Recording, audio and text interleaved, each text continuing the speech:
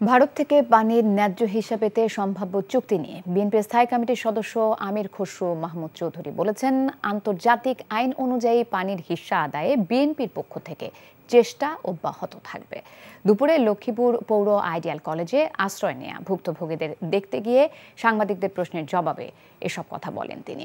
পরে বিএনপির উদ্যোগে নারীদের মাঝে শাড়ি ও ভুক্তভোগী পরিবারের মাঝে খাদ্য সামগ্রী বিতরণ করা হয়। এ সময় বিএনপি চেয়ারপারসনের উপদেষ্টা আবুল খায়ের ভূঁইয়া, যুগ্ম মহাসচিব শহীদউদ্দিন চৌধুরী আনি সহ স্থানীয় নেতারা উপস্থিত ছিলেন।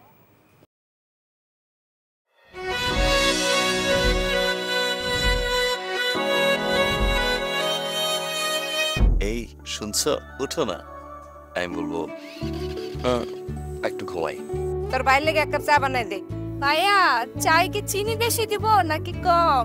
2 চামচ লবণ দিয়ে দে। চোখে হাত ছুঁয়ে আছে সাজানো, পথ চলা কথা বলা যেন শেষ না। আমি যে বিয়ে করছি, আমার যে বউটা একটু ঘোরা উচিত, কারো মাথায় আছে? থাকি পথে আসলে তুমি বুঝি রাঙা রথে বিভোর হয়ে থাকি প্রতিটি ক্ষণ। ডাক্তারের কাছে যাবো স্যার। আমার একটু নিয়ে চলেন না।